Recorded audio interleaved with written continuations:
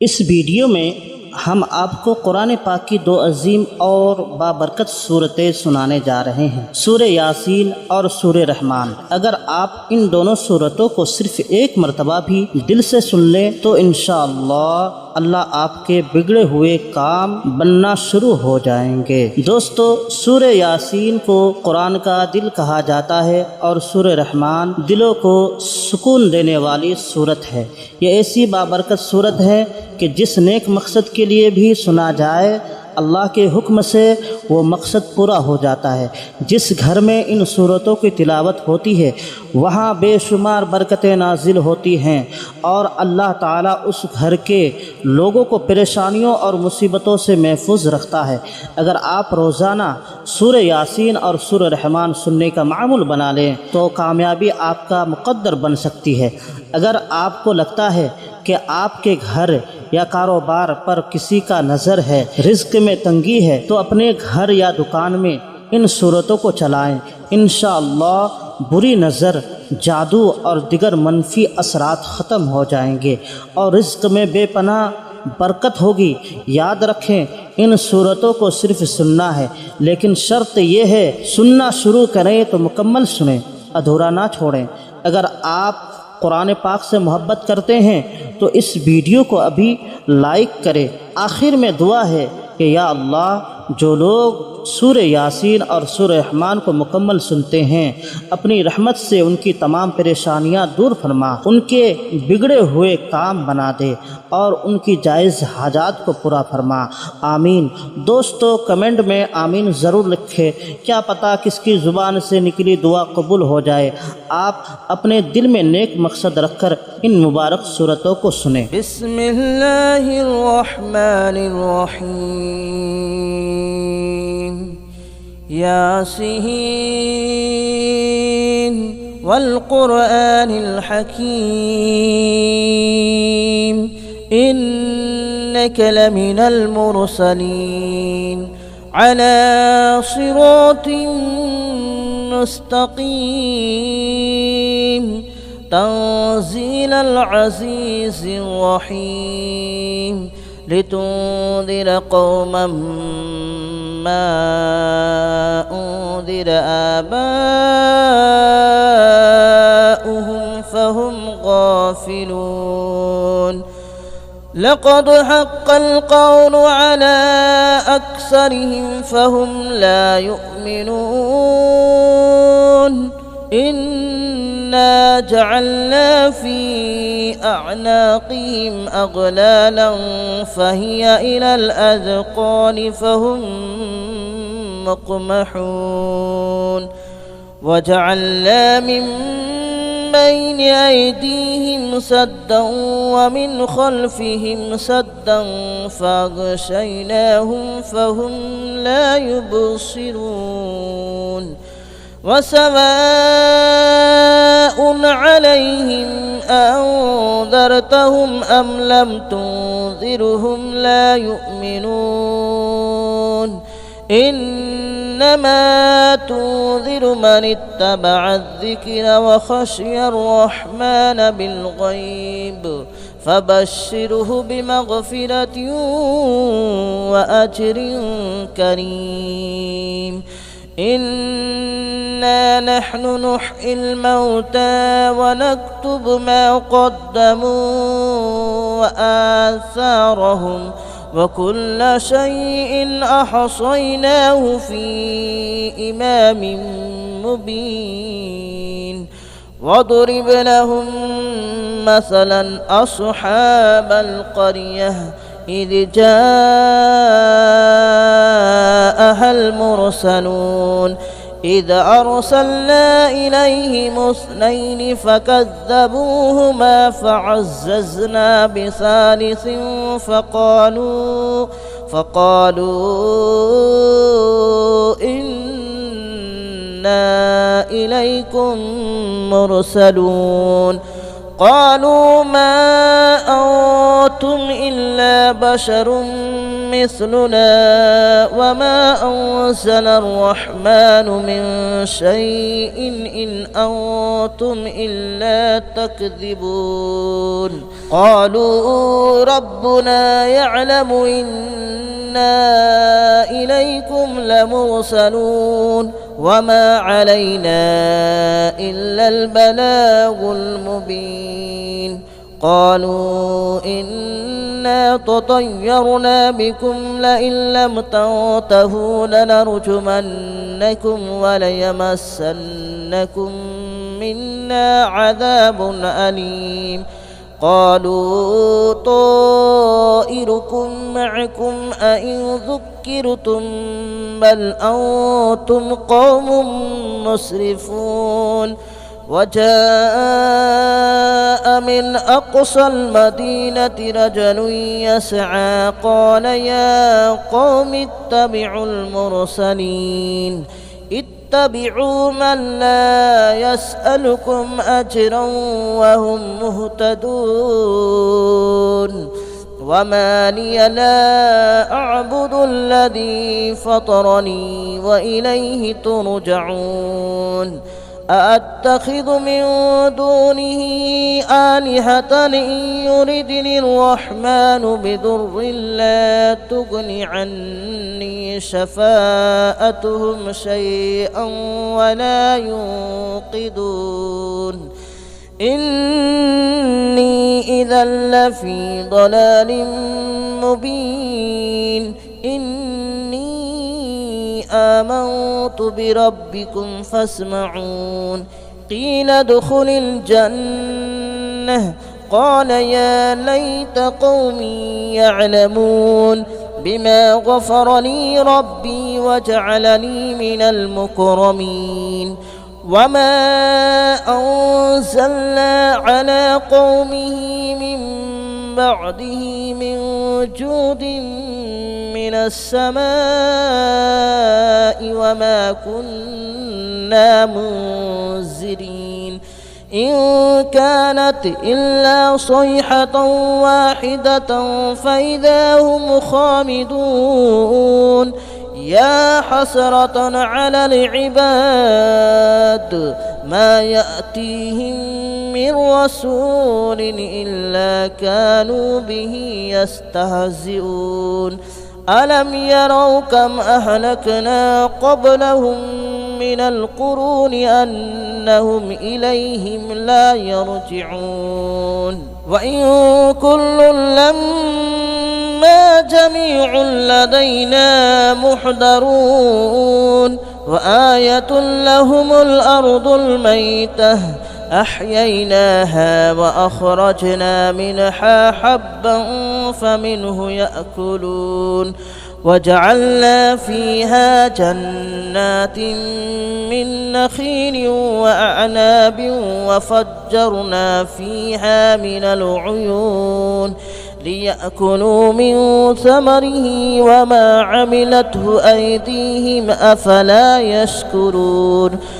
سبحان الذي خلق الأزواج كلها مما تنبت الأرض ومن أنفسهم ومما لا يعلمون وآية لهم الليل نسلخ منه النهار فإذا هم مظلمون والشمس تجري لمستقر لها ذلك تقدير العزيز العليم والقمر قدرناه منازل حتى عاد كالعرجون القديم لا الشمس ينبغي لها أن تدرك القمر ولا الليل سابق النهار وكل في فلك يسبحون وآية لهم ألا حملنا ذريتهم في الفلك المشحون وخلقنا لهم من مثله ما يركبون وإن نشأ نغرقهم فلا صريخ لهم ولا هم ينقذون إلا رحمة منا ومتاعا إلى حين وإذا قيل لهم اتقوا ما بين أيديكم وما خلفكم لعلكم ترحمون وما تأتيهم من آية من آيات ربهم إلا كانوا عنها معرضين وإذا قيل لهم أنفقوا مما رزقكم الله قال الذين كفروا للذين آمنوا أنطعم من لو يشاء الله أطعمه إن أنتم إلا في ضلال مبين ويقولون متى هذا الوعد إن كنتم صادقين ما ينظرون إلا صيحة واحدة تأخذهم وهم يخصمون فلا يستطيعون توصية ولا إلى أهلهم يرجعون ونفخ في الصور فإذا هم من الأجداث إلى ربهم ينسلون قالوا يا ويلنا من بعثنا من مرقدنا هذا ما وعد الرحمن وصدق المرسلون إن كانت إلا صيحة واحدة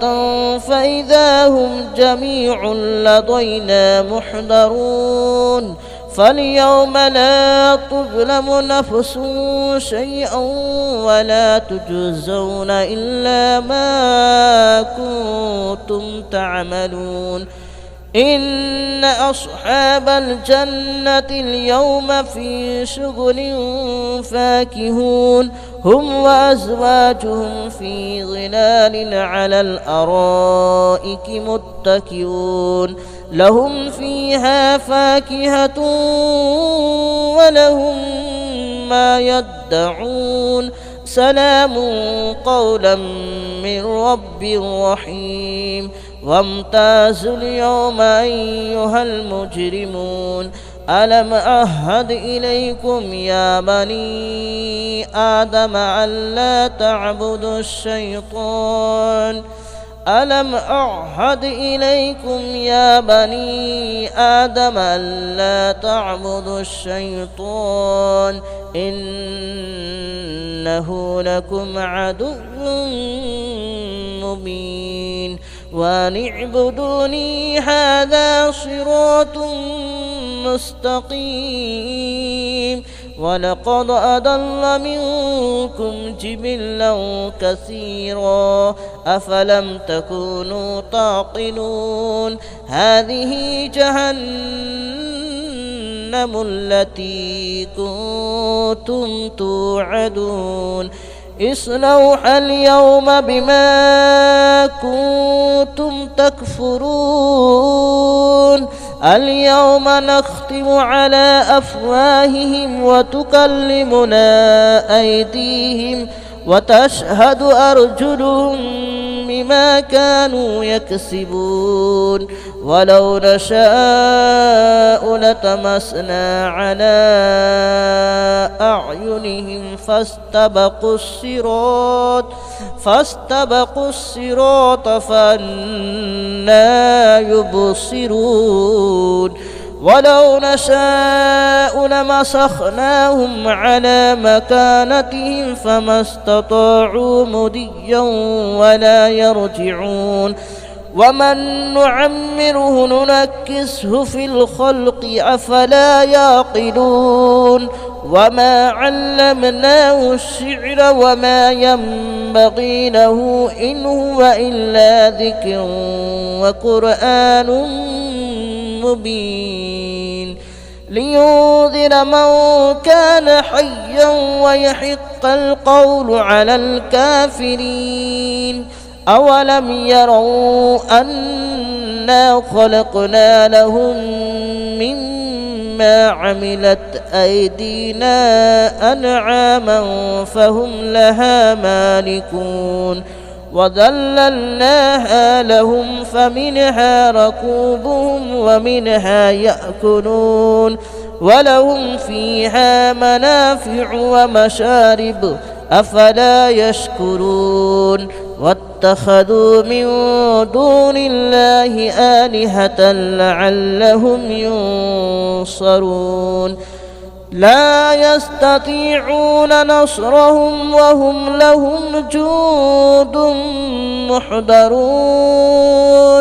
فلا يحزنك قولهم إنا نعلم ما يسرون وما يعلنون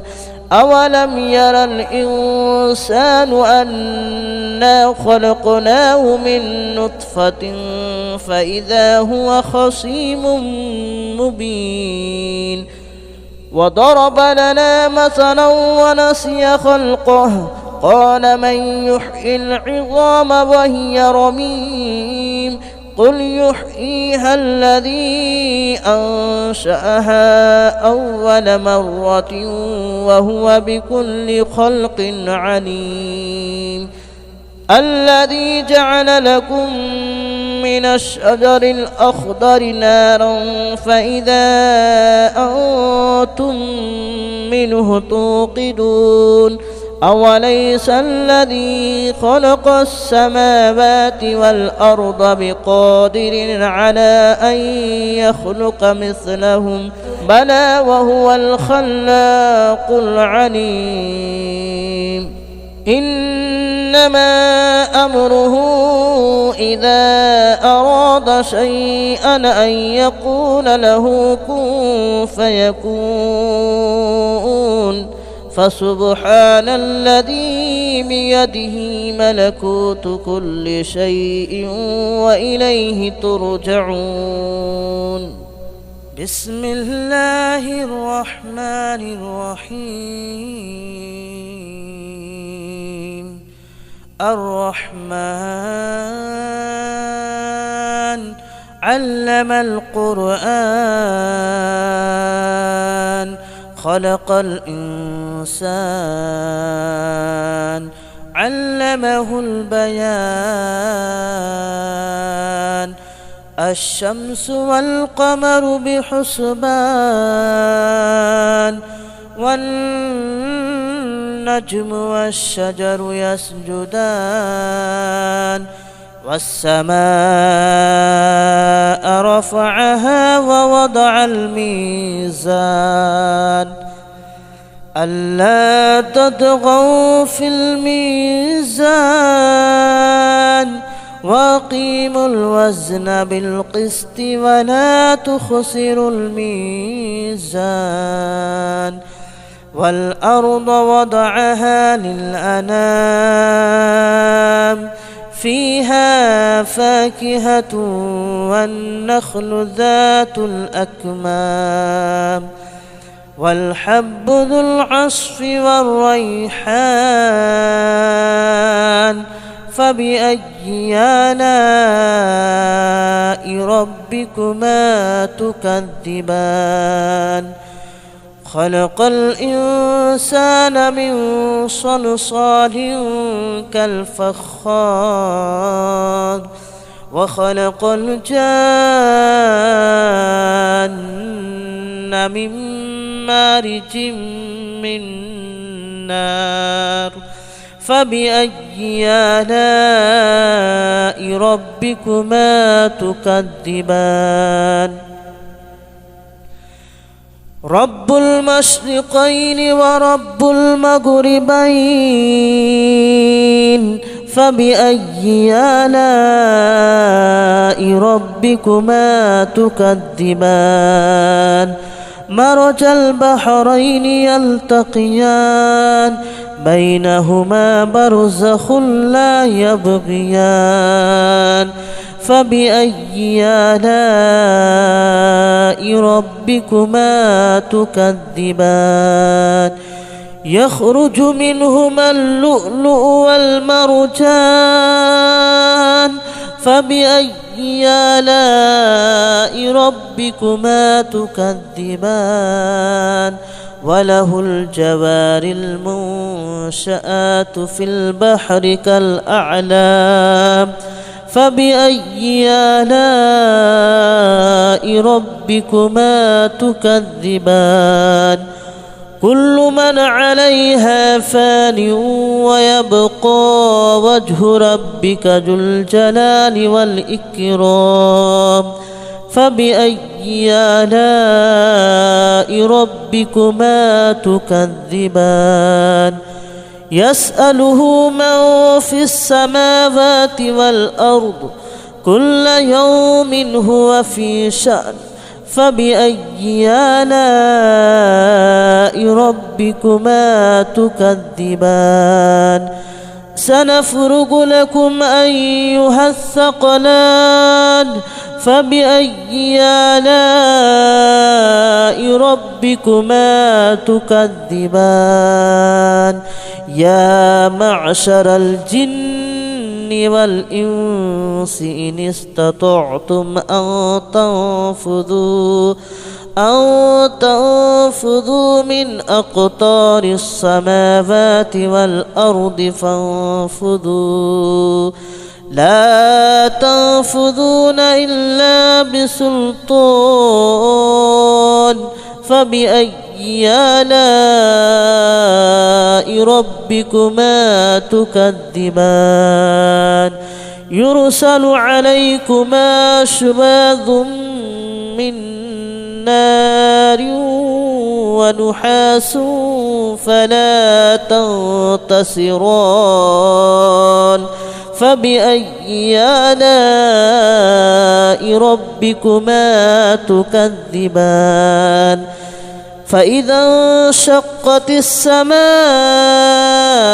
فكانت وردة كالدهان فبأي آلاء ربكما تكذبان فيومئذ لا يسأل عن ذنبه إنس ولا جان فبأي آلاء ربكما تكذبان يعرف المجرمون بسيماهم فيؤخذ بالنواصي والأقدام فبأي آلاء ربكما تكذبان هذه جهنم التي يكذب بها المجرمون يطوفون بينها وبين حميم آن فبأي آلاء ربكما تكذبان ولمن خاف مقام ربه جنتان فبأي آلاء ربكما تكذبان ذواتا أفنان فبأي آلاء ربكما تكذبان فيهما عينان تجريان فبأي آلاء ربكما تكذبان فيهما من كل فاكهة زوجان فبأي آلاء ربكما تكذبان متكئين على فرش بطائنها من استبرق وجنى الجنتين دان فبأي آلاء ربكما تكذبان فيهن قاصرات الطرف لم يطمثهن إنس قبلهم ولا جان فبأي آلاء ربكما تكذبان كأنهن الياقوت والمرجان فبأي آلاء ربكما تكذبان هل جزاء الإحسان إلا الإحسان فبأي آلاء ربكما تكذبان ومن دونهما جنتان فبأي آلاء ربكما تكذبان مدهامتان فبأي آلاء ربكما تكذبان فيهما عينان نضاختان فبأي آلاء ربكما تكذبان فيهما فاكهة ونخل ورمان فبأي آلاء ربكما تكذبان فيهن خيرات حسان فبأي آلاء ربكما تكذبان حور مقصورات في الخيام فبأي آلاء ربكما تكذبان لم يطمثهن إنس قبلهم ولا جان فبأي آلاء ربكما تكذبان متكئين على رفرف خضر وأبقري حسان فبأي آلاء ربكما تكذبان تبارك اسم ربك ذي الجلال والإكرام بسم الله الرحمن الرحيم إذا وقعت الواقعة ليس لوقعتها كاذبة خافضة رافعة إذا رجت الأرض رجا وبست الجبال بسا فكانت هباء منبثا وكنتم أزواجا ثلاثة فأصحاب الميمنة ما أصحاب الميمنة وأصحاب المشأمة ما أصحاب المشأمة والسابقون السابقون أولئك المقربون في جنات النعيم ثلة من الأولين وقليل من الآخرين على سرر موضونة متكئين عليها متقابلين يطوف عليهم ولدان مخلدون بأكواب وأباريق وكأس من معين لا يصدعون عنها ولا ينزفون وفاكهة مما يتخيرون ولحم طير مما ما يشتهون وحور عين كأمثال اللؤلؤ المكنون جزاء بما كانوا يعملون لا يسمعون فيها لغوا ولا تأثيما إلا قليلا سلاما سلاما وأصحاب اليمين ما أصحاب اليمين في سدر مخدود وطلح منضود وظل ممدود وماء مسكوب وفاكهة كثيرة لا مقطوعة ولا ممنوعة وفرش مرفوعة إنا أنشأناهن إن شاء فجعلناهن أبكارا عربا أترابا لأصحاب اليمين ثلة من الأولين وثلة من الآخرين وأصحاب الشمال ما أصحاب الشمال في سموم وحميم وظل من يحموم لا بارد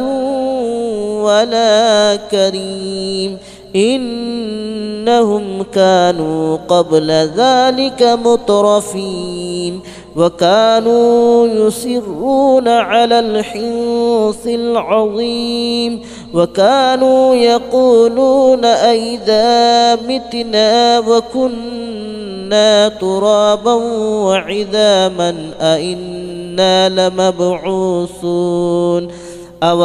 آباؤنا الأولون قل إن الأولين والآخرين لمجموعون إلى ميقات يوم معلوم ثم إنكم أيها الضالون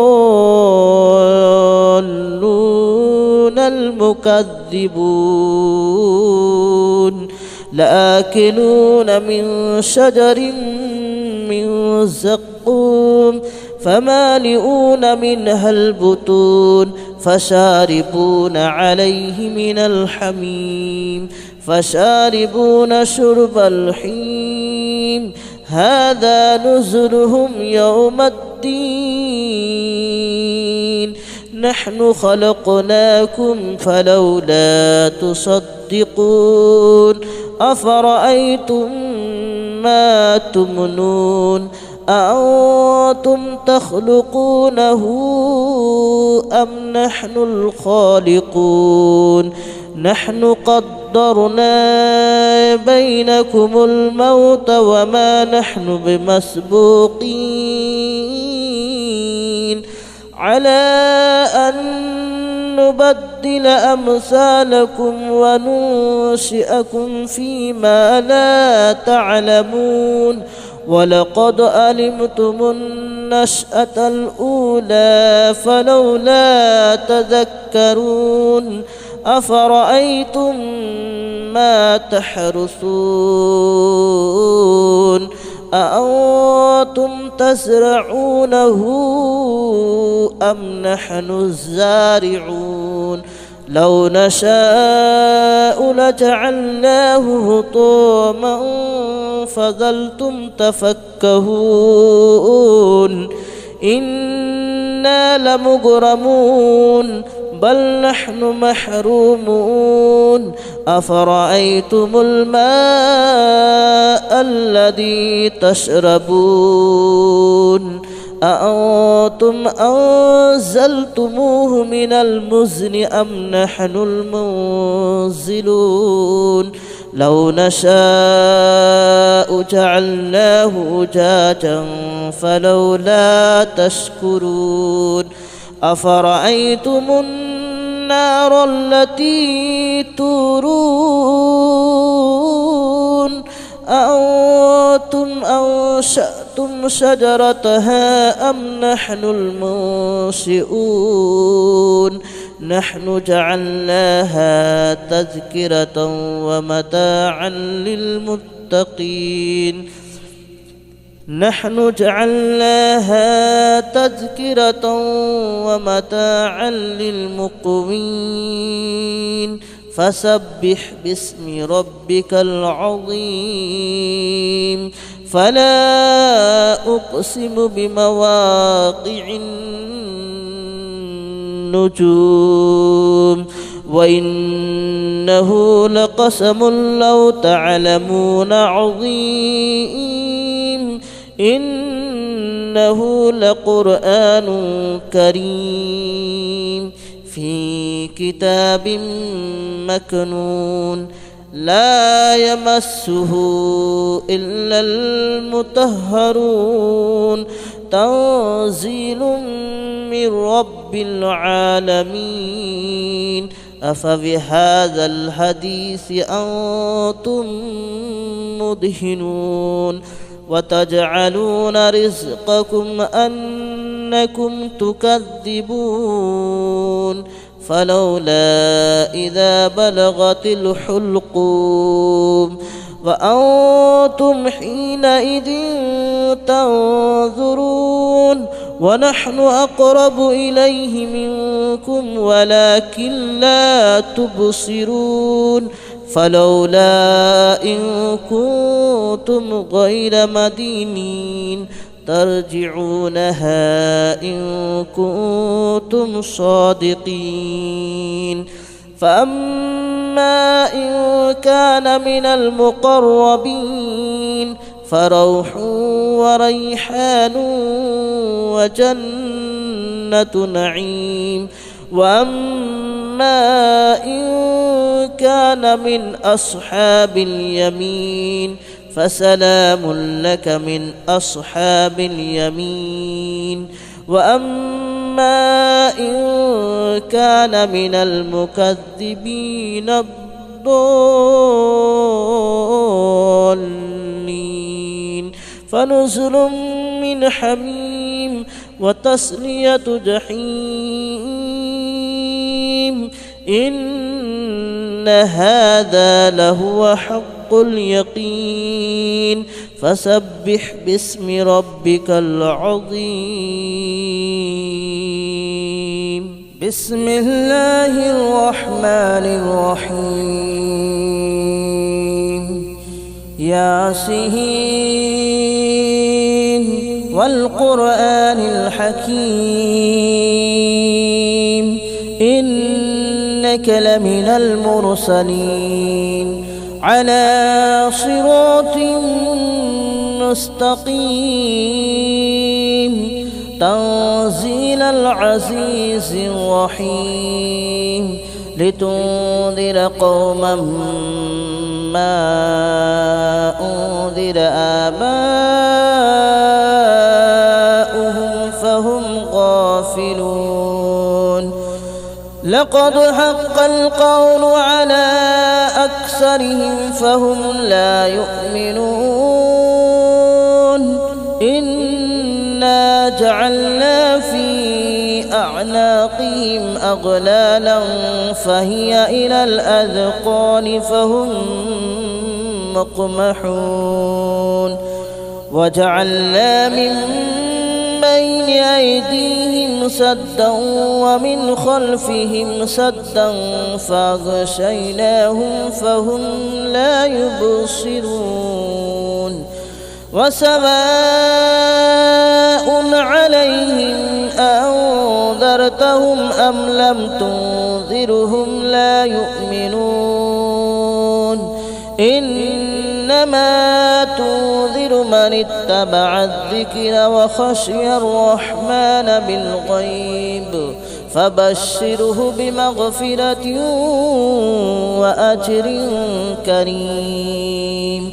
إنا نحن نحيي الموتى ونكتب ما قدموا وآثارهم وكل شيء أحصيناه في إمام مبين. واضرب لهم مثلا أصحاب القرية إذ جاءها المرسلون إذ أرسلنا إليهم اثنين فكذبوهما فعززنا بثالث فقالوا إنا إليكم مرسلون. قالوا ما أنتم إلا بشر مثلنا وما أنزل الرحمن من شيء إن أنتم إلا تكذبون. قالوا ربنا يعلم إنا إليكم لمرسلون وما علينا إلا البلاغ المبين. قالوا إنا تطيرنا بكم لئن لم تنتهوا لنرجمنكم وليمسنكم منا عذاب أليم. قالوا طائركم معكم أئن ذكرتم بل أنتم قوم مسرفون. وجاء من أقصى المدينة رجل يسعى قال يا قوم اتبعوا المرسلين اتبعوا من لا يسألكم أجرا وهم مهتدون. وما لي لا أعبد الذي فطرني وإليه ترجعون. أأتخذ من دونه آلهة إن يردني الرحمن بضر لا تغن عني شفاءتهم شيئا ولا ينقذون. إني إذا لفي ضلال مبين. آمنت بربكم فاسمعون. قيل ادخل الجنة قال يا ليت قومي يعلمون بما غفر لي ربي وجعلني من المكرمين. وما أنزلنا على قومه من بعده من جود من السماء وما كنا منزلين. إن كانت إلا صيحة واحدة فإذا هم خامدون. يا حسرة على العباد ما يأتيهم من رسول إلا كانوا به يستهزئون. ألم يروا كم أهلكنا قبلهم من القرون أنهم إليهم لا يرجعون. وإن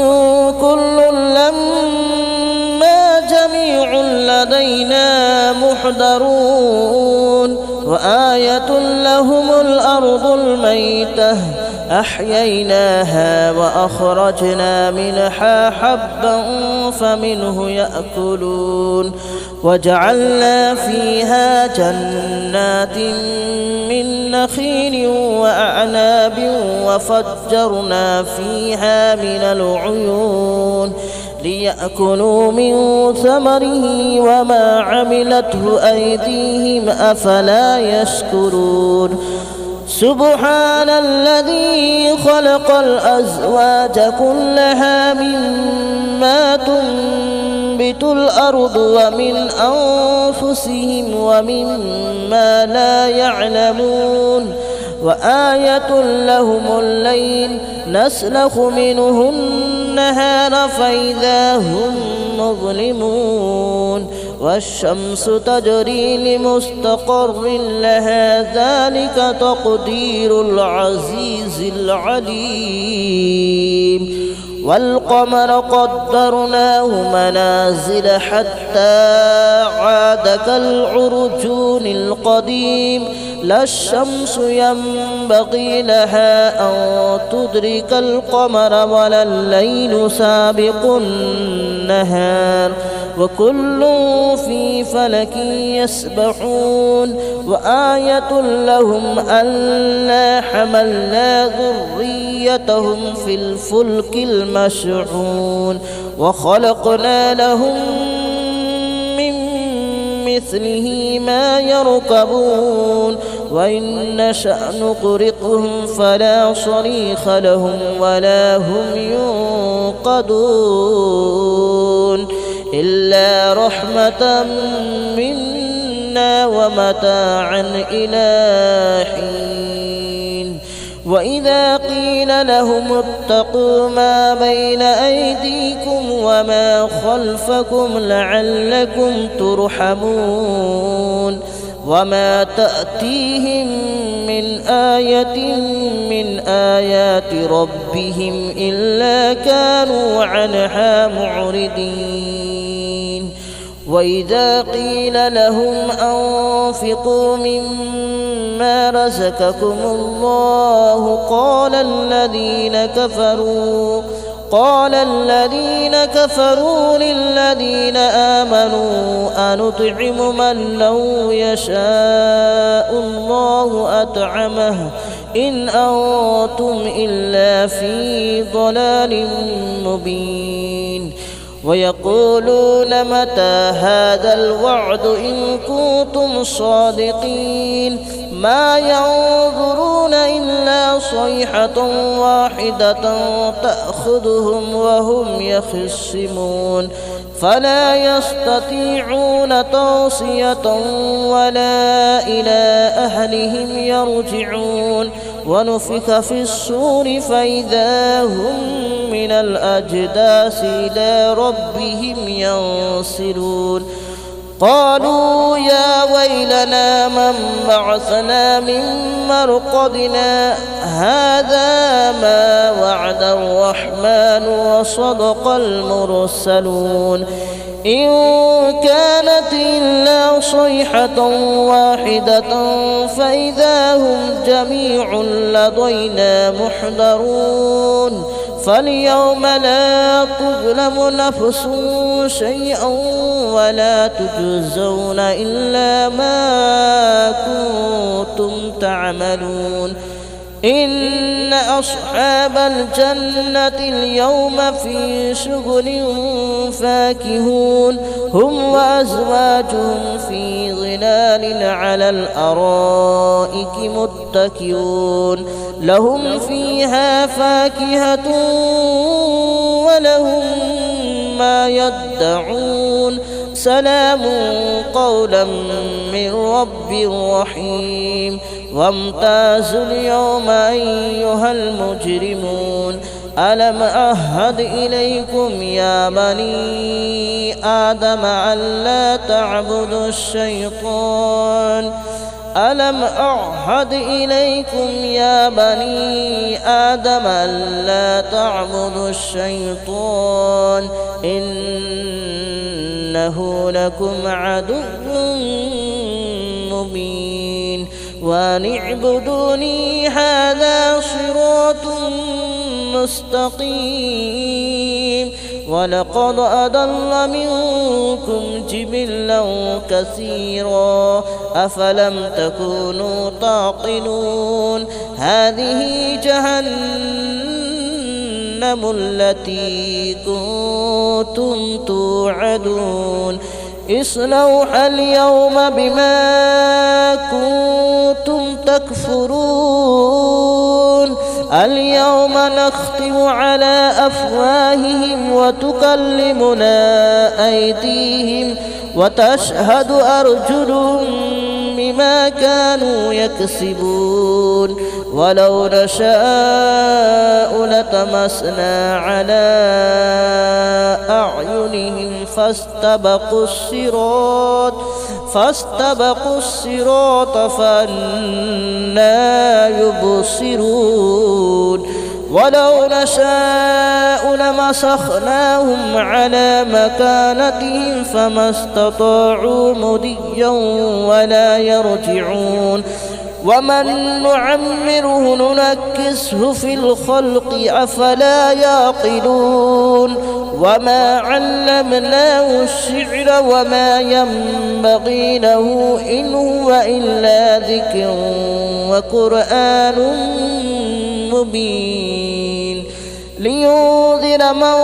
كان حيا ويحق القول على الكافرين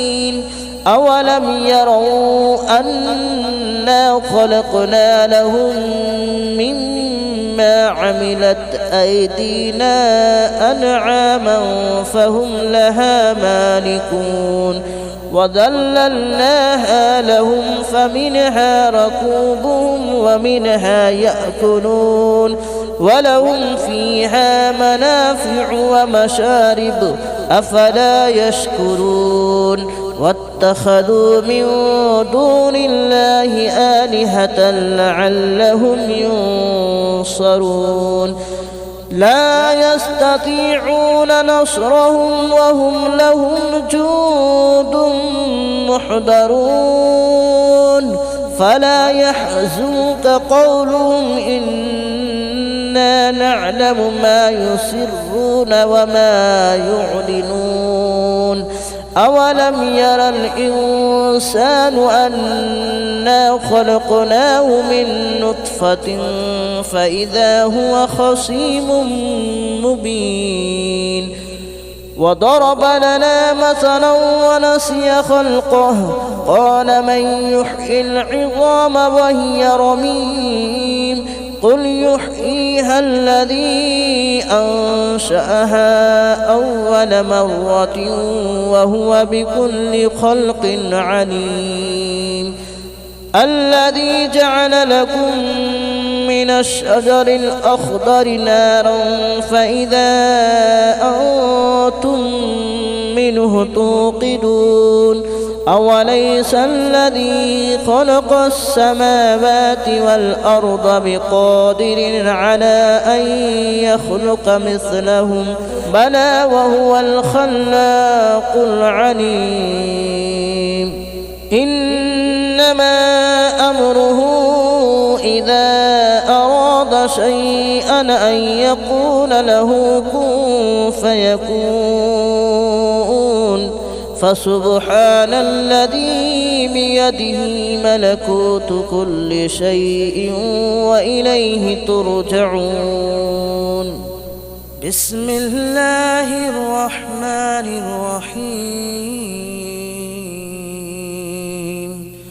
الرحمن علم القرآن خلق الإنسان علمه البيان الشمس والقمر بحسبان والنجم والشجر يسجدان والسماء رفعها ووضع الميزان ألا تطغوا في الميزان وأقيموا الوزن بالقسط ولا تخسروا الميزان والأرض وضعها للأنام فيها فاكهة والنخل ذات الأكمام والحب ذو العصف والريحان فبأي آلاء ربكما تكذبان خلق الإنسان الإنسان من صلصال كالفخار وخلق الجان من مارج من نار فبأي آلاء ربكما تكذبان رب المشرقين ورب المغربين فبأي آلاء ربكما تكذبان مرج البحرين يلتقيان بينهما برزخ لا يبغيان فبأي آلاء ربكما تكذبان يخرج منهما اللؤلؤ والمرجان فبأي آلاء ربكما تكذبان وله الجوار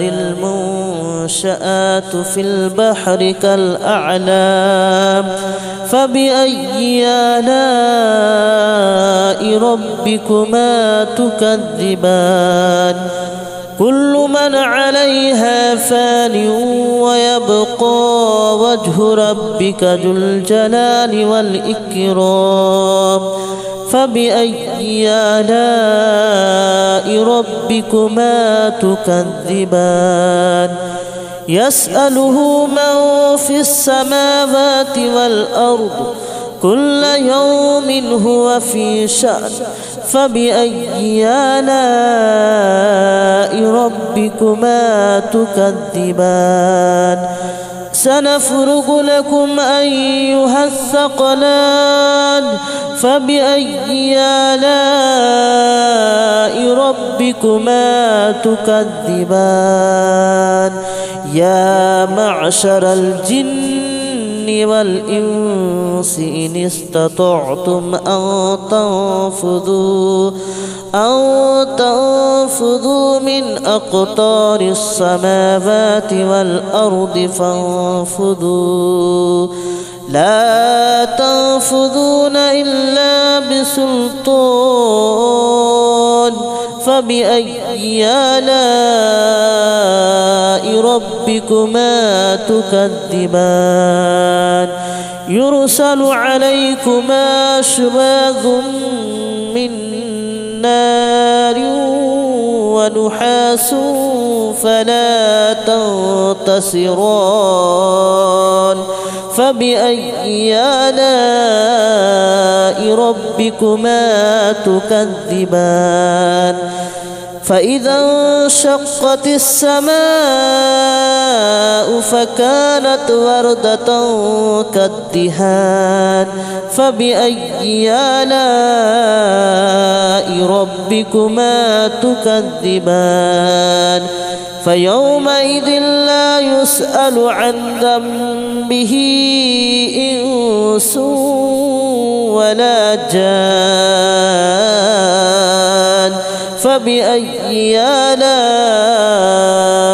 ربكما تكذبان يعرف المجرمون بسيماهم فيؤخذ بالنواصي والأقدام فبأي آلاء ربكما تكذبان هذه جهنم التي يكذب بها المجرمون يطوفون بينها وبين حميم آن فبأي آلاء ربكما تكذبان ولمن خاف مقام ربه جنتان فبأي آلاء ربكما تكذبان ذواتا أفنان فبأي آلاء ربكما تكذبان فيهما عينان تجريان فبأي آلاء ربكما تكذبان فيهما من كل فاكهة زوجان فبأي آلاء ربكما تكذبان متكئين على فرش بطائنها من استبرق وجنى الجنتين دان فبأي آلاء ربكما تكذبان فيهن قاصرات الطرف لم يطمثهن إنس قبلهم ولا جان فبأي آلاء ربكما تكذبان كأنهن الياقوت والمرجان فبأي آلاء ربكما تكذبان هل جزاء الإحسان إلا الإحسان فبأي آلاء ربكما تكذبان ومن دونهما جنتان فبأي آلاء ربكما تكذبان مدهامتان فبأي آلاء ربكما تكذبان فيهما عينان نضاختان فبأي آلاء ربكما تكذبان فيهما فاكهة ونخل ورمان فبأي آلاء ربكما تكذبان فيهن خيرات حسان فبأي آلاء ربكما تكذبان حور مقصورات في الخيام فبأي آلاء ربكما تكذبان لم يطمثهن إنس قبلهم ولا جان فبأي آلاء ربكما تكذبان متكئين على رفرف خضر وأبقري حسان فبأي آلاء ربكما تكذبان تبارك اسم ربك ذي الجلال والإكرام بسم الله الرحمن الرحيم إذا وقعت الواقعة ليس لوقعتها كاذبة خافضة رافعة إذا رجت الأرض رجا وبست الجبال بسا فكانت هباء منبثا وكنتم أزواجا ثلاثة فأصحاب الميمنة ما أصحاب الميمنة وأصحاب المشأمة ما أصحاب المشأمة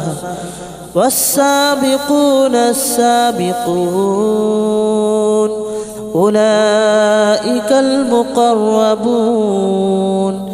في جنات النعيم ثلة من الأولين وقليل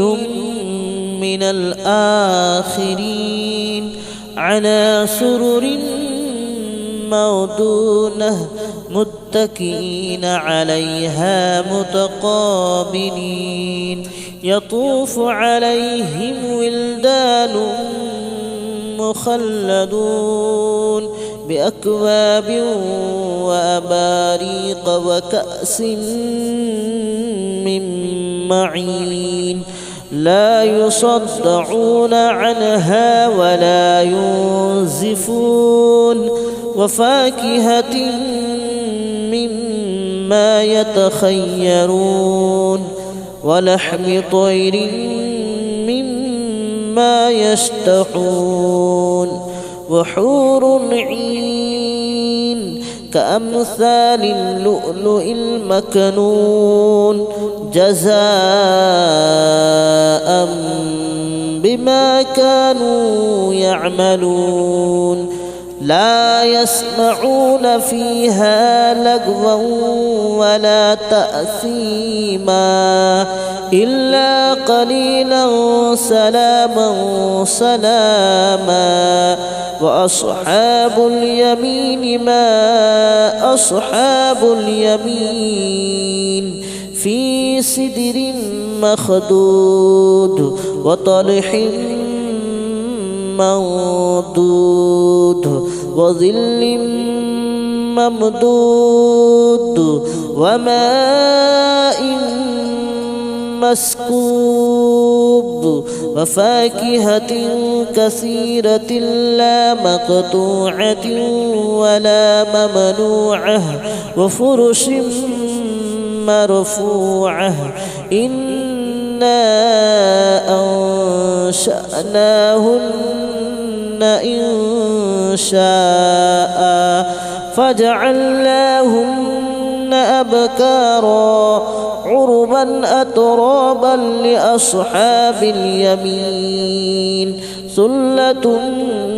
من الأولين وثلة من الآخرين وأصحاب الشمال ما أصحاب الشمال في سموم وحميم وظل من يحموم لا بارد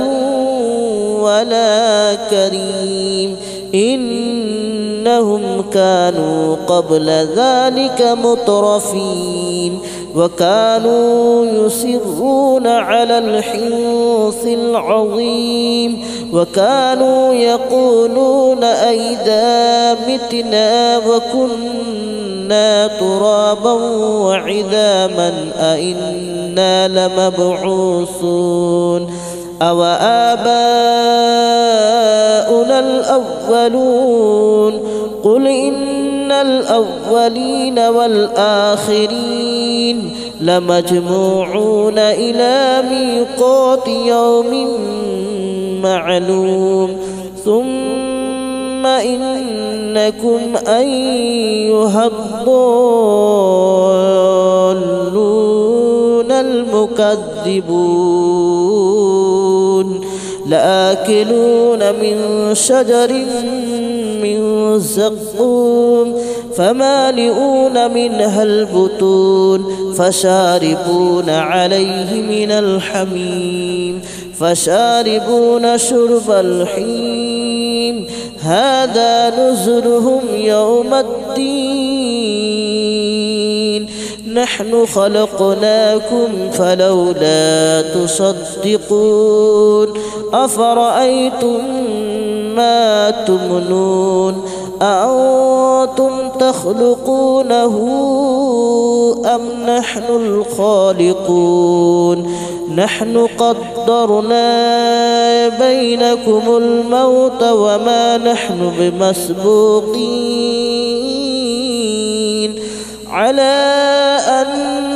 نبدل أمثالكم وننشئكم فيما لا تعلمون ولقد علمتم النشأة الأولى فلولا تذكرون أفرأيتم ما تحرثون أأنتم تزرعونه أم نحن الزارعون لو نشاء لجعلناه حطاما فظلتم تفكهون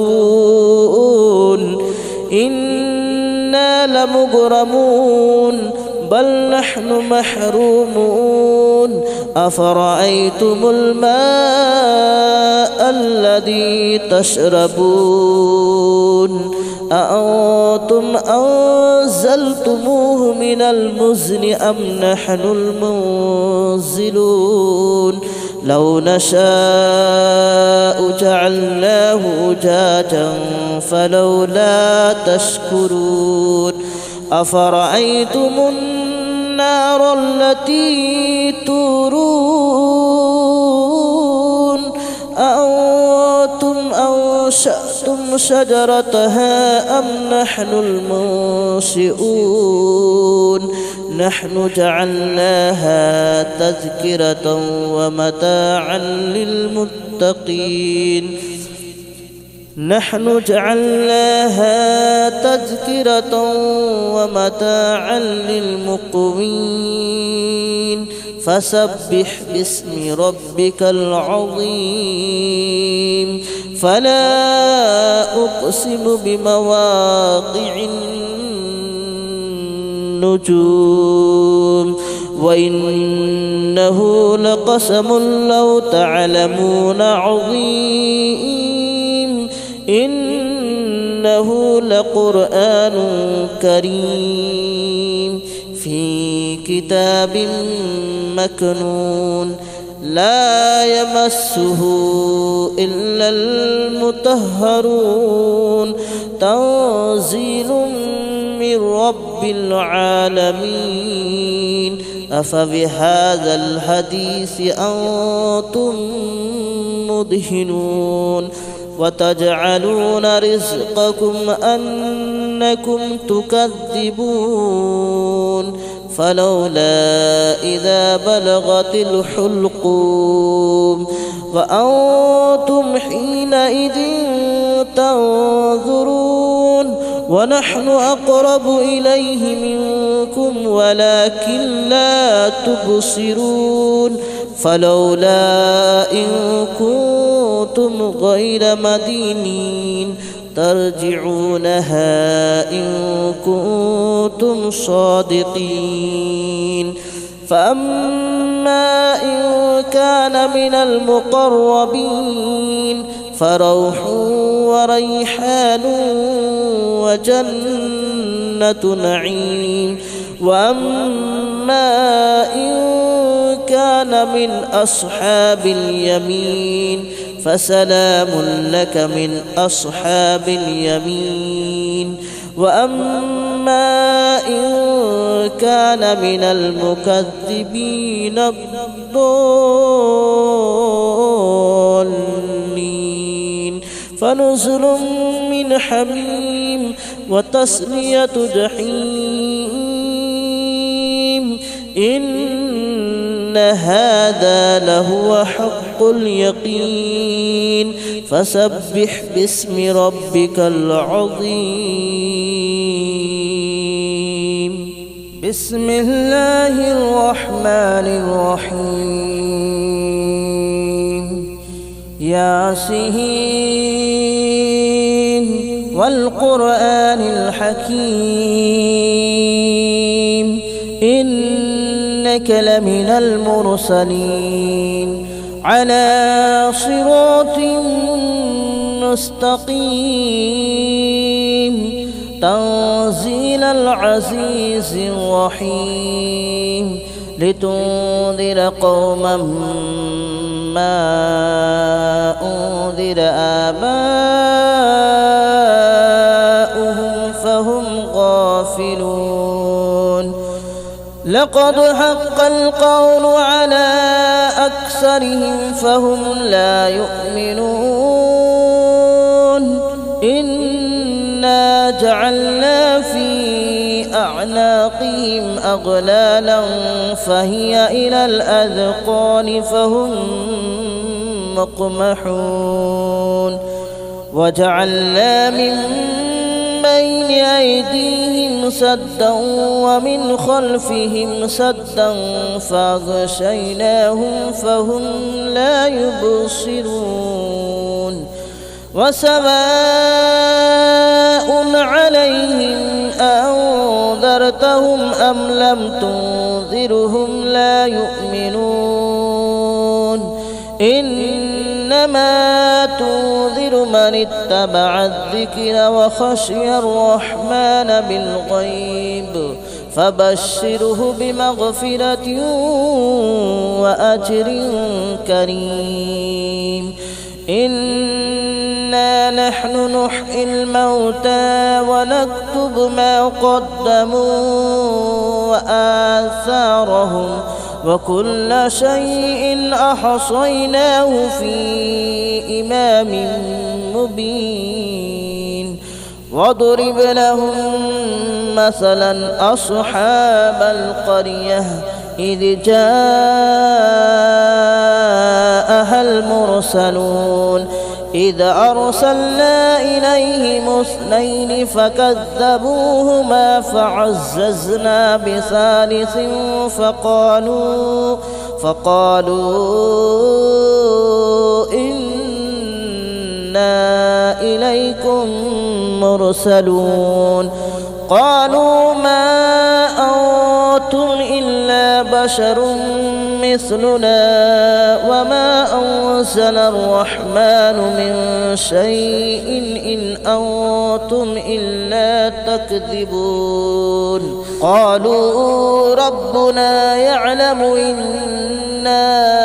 إليكم لمرسلون وما علينا إلا البلاغ المبين قالوا إنا تطيرنا بكم لئن لم تنتهوا لنرجمنكم وليمسنكم منا عذاب أليم قالوا طائركم معكم أئن ذكرتم بل أنتم قوم مسرفون وجاء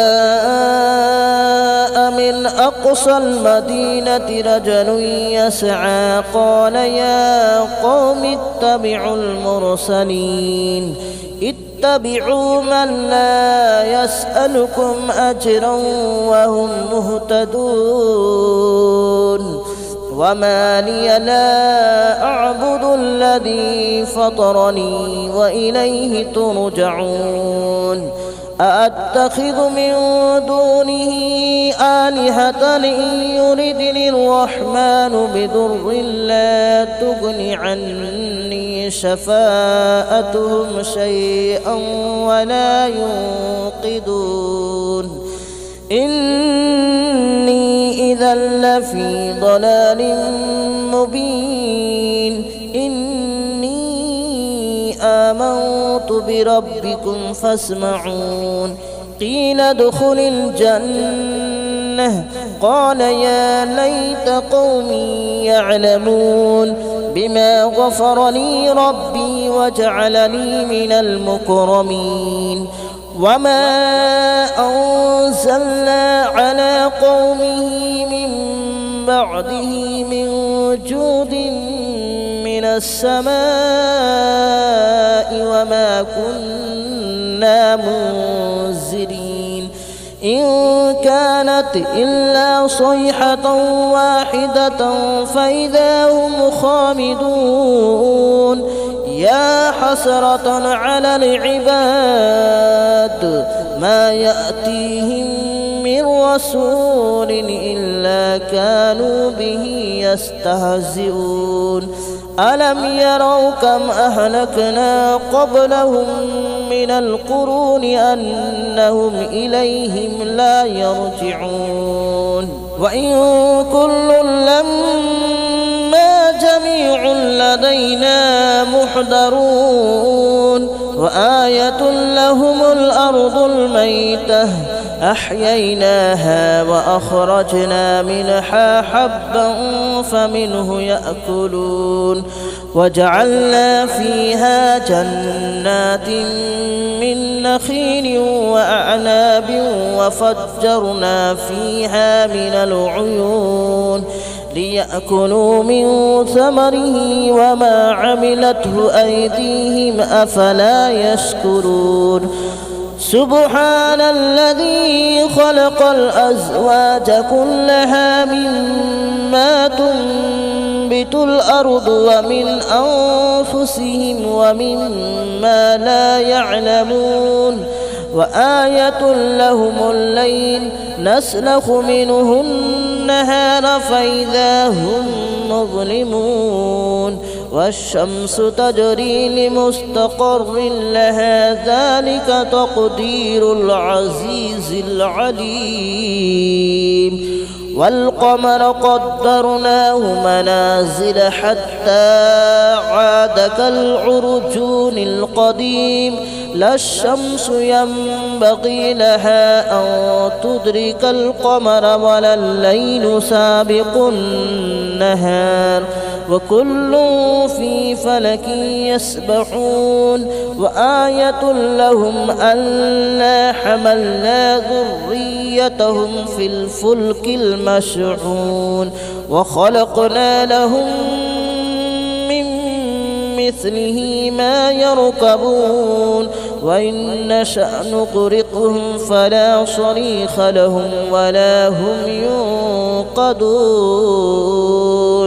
إلا رحمة منا ومتاعا إلى حين وإذا قيل لهم اتقوا ما بين أيديكم وما خلفكم لعلكم ترحمون وما تأتيهم من آية من آيات ربهم إلا كانوا عنها معرضين وإذا قيل لهم أنفقوا مما رزقكم الله قال الذين كفروا للذين آمنوا أنطعم من لو يشاء الله أطعمه إن أنتم إلا في ضلال مبين ويقولون متى هذا الوعد إن كنتم صادقين ما ينظرون إلا صيحة واحدة تأخذهم وهم يخصمون فلا يستطيعون توصية ولا إلى أهلهم يرجعون ونفخ في الصور فإذا هم من الأجداث إلى ربهم ينسلون قالوا يا ويلنا من بعثنا من مرقدنا هذا ما وعد الرحمن وصدق المرسلون إن كانت إلا صيحة واحدة فإذا هم جميع لدينا محضرون فاليوم لا تظلم نفس شيئا ولا تجزون إلا ما كنتم تعملون إن أصحاب الجنة اليوم في شغل فاكهون هم وأزواجهم في ظلال على الأرائك متكئون لهم فيها فاكهة ولهم ما يدعون سلام قولا من رب رحيم وامتازوا اليوم أيها المجرمون ألم أعهد إليكم يا بني آدم ألا تعبدوا الشيطان ألم أعهد إليكم يا بني آدم ألا تعبدوا الشيطان إنه لكم عدو مبين وأن اعبدوني هذا صراط مستقيم ولقد أضل منكم جبلا كثيرا أفلم تكونوا تعقلون هذه جهنم التي كنتم توعدون اصلوها اليوم بما كنتم تكفرون اليوم نختم على أفواههم وتكلمنا أيديهم وتشهد أرجلهم بما كانوا يكسبون ولو نشاء لطمسنا على أعينهم فاستبقوا الصراط فأنى يبصرون ولو نشاء لمسخناهم على مكانتهم فما استطاعوا مضيا ولا يرجعون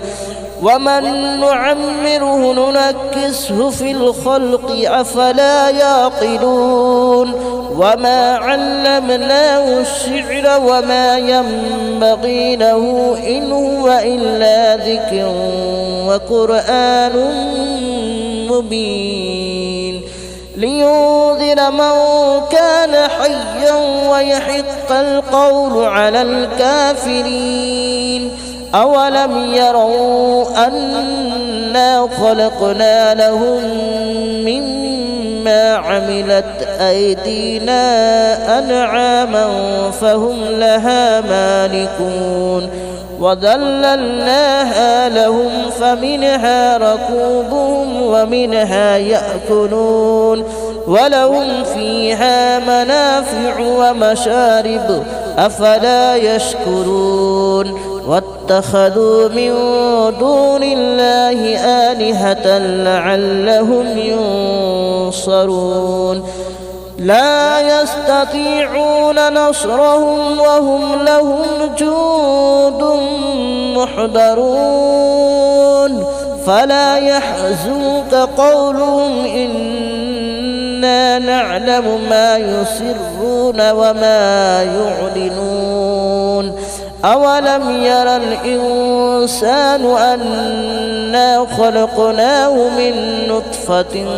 فإذا هو خصيم مبين وضرب لنا مثلا ونسي خلقه قال من يحيي العظام وهي رميم قل يحييها الذي أنشأها أول مرة وهو بكل خلق عليم الذي جعل لكم من الشجر الأخضر نارا فإذا أنتم منه توقدون أوليس الذي خلق السماوات والأرض بقادر على أن يخلق مثلهم بلى وهو الخلاق العليم إنما أمره إذا أراد شيئا أن يقول له كن فيكون